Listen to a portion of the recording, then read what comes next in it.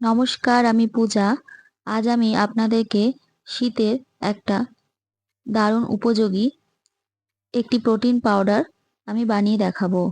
Protein পাউডারটা কেন খুব দরকারি এই জন্যই, যাদের বাড়িতে ছোট বাচ্চারা আছে, ভীষণ সর্দি কাশিতে ভোগে, কিংবা যাদের বাচ্চাদের ওয়েট একটু কম, কিংবা খুব তাড়াতাড়ি ঠান্ডা লেগে যায়, তাদের জন্য খুব দরকারি এই প্রোটিন পাউডারটা।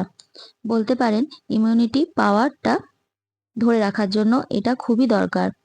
আমি আমার ছেলেকে একদম ছোট্টবেলা থেকেই এই পাউডারটা তৈরি করেই খাওয়াই, বাড়িতেই বানাই। আর কিভাবে বানাই সেটা আমি আপনাদের সাথে আজ শেয়ার করছি। এই ভিডিওটা অনেকদিন আগেই তোলা, যখন সিজন চেঞ্জ হচ্ছিল সেই সময়কার। আসলে আমি অনেকটা একসাথে বানিয়ে রেখে দিই, আমার 2 মাস আরামসে চলে যায়। আর শীতকাল এসে গেছে, তাই ভাবলাম আপনাদের সাথে শেয়ার করি। আর সবার প্রথমে আমি বাদামগুলো নিয়ে নিয়েছি, দেখতেই পাচ্ছেন। আমন্ডস আছে, আর আছে কাজু, আর আছে পেস্তা, আর আখরোট। আমি সব কিছুই 100 গ্রাম করে করে নিয়েছি। আর সবার প্রথমে আমি কড়াইতে ঘি দিয়েছি, আর আঁচটা লো ফ্লেমে রেখেছি। আর আপনারাও ধিমে আছে সব কিছু হালকা করে ভাজবেন, বাদাম যাতে একদম পুড়ে না যায়, আর বাদামের কাঁচা ভাবটাও যাতে চলে যায়। তাই প্রথমে আমি আমন্ডস ভাজছি। আর আমন্ডসটা ভাজার সাথে সাথেই আপনারা চাইলে আলাদা করে তুলেও রাখতে পারেন। আর আমি যেহেতু ঘিটা একটু বেশি দিয়েছি, তাই আস্তে আস্তেই সবগুলো আমি দিতে থাকছি। তাই আমন্ডসটা ভাজার পর আমি একটু দেখুন লালচে হয়ে আসছে, আর আমি তখনই কাজুটা দিয়ে দেব। কাজুটাও খুব তাড়াতাড়ি লাল হয়ে যায়।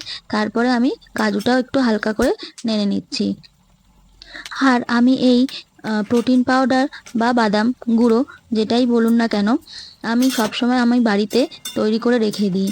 আমি এই বাদাম গুঁড়োটা যে কোনো কাজে, আমার ছেলেকে যখন আমি খাওয়াই, যেমন দুধ সুজি খাওয়াই বা দুধ রুটি খাওয়াই, রাতে আমি ওর খাবারে আমি এই প্রোটিন পাউডারটা মিশিয়ে দিই। কিংবা মাঝে মাঝে যখন পায়েস রান্না করি, আমি পায়েসের সাথেও আমি এই পাউডারটা মিশিয়ে দিই। খুব ভালো খেতে হয়। বাদাম প্রত্যেকটা বয়সের মানুষেরই খাওয়া উচিত। ছোট বাচ্চাদের শারীরিক এবং মানসিক গঠন বিকাশে যেমন বাদামের ভূমিকা জুড়ি মেলা ভার, আর ঠিক সেরকমই বয়স্কদেরও এই বাদাম খুবই দরকার।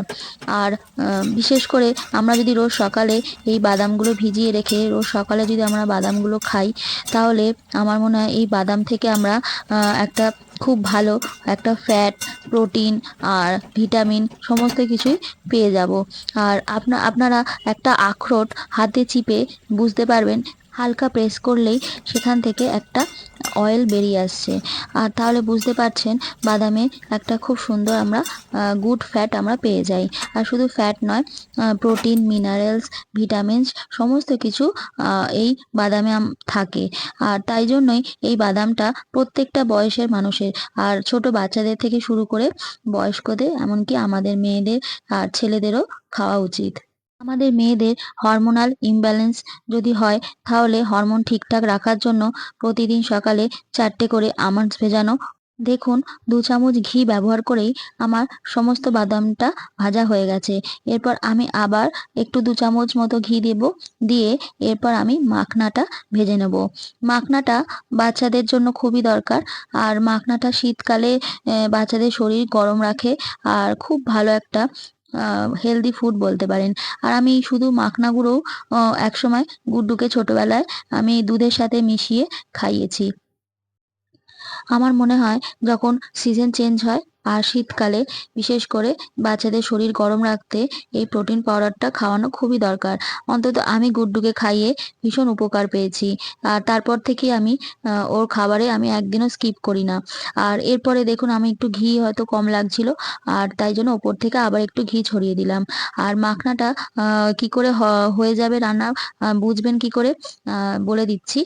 মাখনাটা মাঝখানে নাড়তে নাড়তে আপনারা হাতে প্রেস করবেন। মুড়ি খোলা রাখলে যেমন মিয়ে যায় বা নেতানো থাকে, ঠিক সেরকমই মাখনাগুলোও থাকে। আর মাখনাগুলো যখন রোস্ট করা হয়ে যাবে, মাখনাগুলো হাতে প্রেস করে দেখবেন, তখন মাখনাগুলো একদম ক্রিপসি মতো হয়ে যাবে। এই যে প্রথমে আমি নাড়ছি, মানে এখনো মাখনাটা আমার হয়নি, আরেকটু নাড়তে হবে। এরপরে নাড়তে নাড়তে যখন মাখনাটা হাতে একটা নিয়ে দেখবেন ভেঙে যাচ্ছে, ক্রিপসি হয়ে গেছে, তখন জানবেন মাখনাটা রেডি। আপনারা এই বাদাম গুঁড়ো হাতে একটু ঘি নিয়ে চাইলে লাড্ডু করেও দিতে পারেন। বাচ্চারা যেমনভাবে পছন্দ করে, যেকোনো খাবারের সাথে মিশিয়ে বা পরোটার আটার লুচির মধ্যে এই বাদাম গুঁড়োটা দিয়ে মিশিয়ে আপনারা চাইলে হালকা করে ভেজে দিতে পারেন।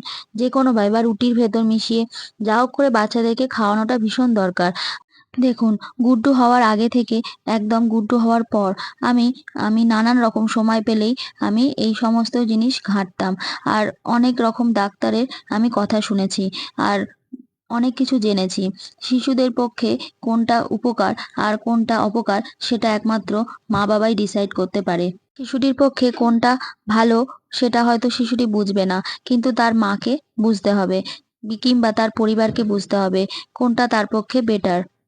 আজ শিশুর একটা খাবার পছন্দ নাই হতে পারে, কিন্তু দুদিন পর যদি তাকে ঘুরিয়ে কিংবা অন্যভাবে কিছু একটা এক্সপেরিমেন্ট করে দেওয়া যায়, তাহলে আমার মনে হয় বাচ্চাটা ঠিক ভুলে যাবে এবং খেয়েও নেবে আনন্দের সাথে। আর আমার দেখুন, এই মাখনাগুলো আর বাদামগুলোকে একটু ঠান্ডা করতে দিয়েছি, আর একপাশে গুড্ডুকে পড়াচ্ছি। আর এই বাদামটা গুঁড়ো করার পর দেখুন আমার কতটা হয়ে গেছে, আর আমি এই টিফিন বক্সে ঢেলে নিচ্ছি। আর একটা কথা, মিক্সিতে যখন আপনারা এটা গ্রাইন্ড করবেন, তখন 2 সেকেন্ড করে করে ঘোরাবেন। একেবারে অনেকক্ষণ ঘোরাবেন না। তাহলে কি হবে, তেলটা যে বেরোবে সেই তেলটা নষ্ট হয়ে যাবে। তাই অল্প করে ঘোরাবেন। আর চাইলে দেখবেন 2 বার কি 3 বার ঘোরাতেই, 2 বার ঘোরাতেই হয়ে যাবে হালকা গুঁড়ো। আর 3 বারের বার একদম রেডি হয়ে যাবে। আর আমি এটা দুটো কিংবা 3টে টিফিন বক্সে বা কৌটোতে রেখে দিই, যাতে জিনিসটা ভালো থাকে। আর চাইলে আপনারা এটা ফ্রিজে স্টোর করে রাখতে পারেন। আর ঠান্ডার সময় বাইরে রাখলেও কোনো অসুবিধা হবে না। যেহেতু এটা ঘি দিয়ে রোস্ট করা হয়েছে, তাই এটা অনেকদিন ভালো থাকবে। আপনারা চাইলে বাড়িতে একবার অবশ্যই ট্রাই করে দেখবেন।